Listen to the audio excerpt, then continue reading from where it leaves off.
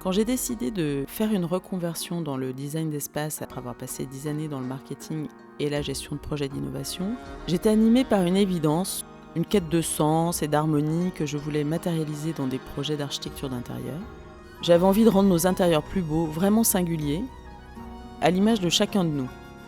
12 ans plus tard, je suis toujours animée par cette même envie et j'accompagne mes clients dans leur recherche de singularité en créant des intérieurs qui leur ressemblent, qui les agrandissent intérieurement, qui parlent à leur âme.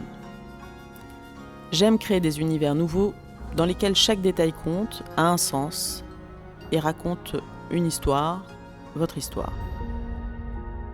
Pour comprendre le studio Alfred que j'ai créé donc il y a 13 ans maintenant, je pense que c'est essentiel de comprendre d'où je viens. J'allais tous les dimanches avec mes parents faire des balades dans la forêt. C'était mon terrain de jeu, de la mousse, faire des cabanes, les champignons. Mon père était menuisier, il avait une entreprise de menuiserie. Ça a bercé mon enfance parce qu'en fait, l'atelier dans lequel il y avait les ouvriers et lui il travaillait, il faisait des fenêtres, des escaliers, etc. était au bout du jardin. Donc c'est vraiment quelque chose qui a été... qui fait partie de mon enfance, le bois, l'odeur de la sciure, les copeaux, l'univers du volume, du bois, du travail des matières. Le travail du bois, c'est quelque chose d'assez sensuel. Ça me marque aujourd'hui et dans mon rapport à la matière, c'est quelque chose d'assez fort en fait. Et le rapport à la nature aussi. La nature, c'est un endroit qui me ressource, c'est un endroit qui m'inspire. Après mon enfance, il y a eu mon adolescence et ma vie d'étudiante et de jeune adulte. J'ai découvert la culture, quelque chose qui m'a beaucoup nourrie ensuite. Je crois vraiment que je suis faite de ces deux parties.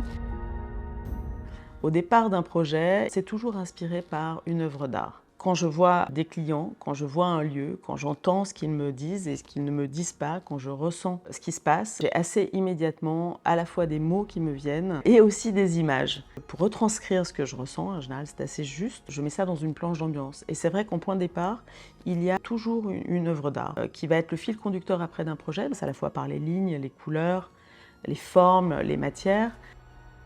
À la fin du projet, j'aime bien offrir à mes clients un livre qui fait écho à l'œuvre d'art de la planche d'ambiance initiale. C'est une façon de boucler la boucle et de finir l'histoire. On noue une relation forcément presque intime en fait, en tout cas très proche. Moi je sais tout de mes clients, presque dans les moindres détails. Quand on est sur du résidentiel, c'est important pour que je puisse faire correctement mon travail.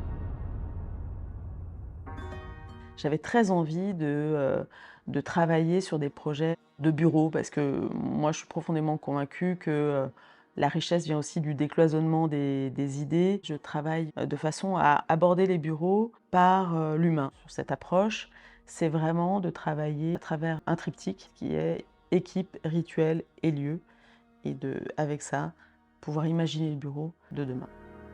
Je suis architecte de la transformation intérieure parce que notre intérieur est le reflet de notre intériorité.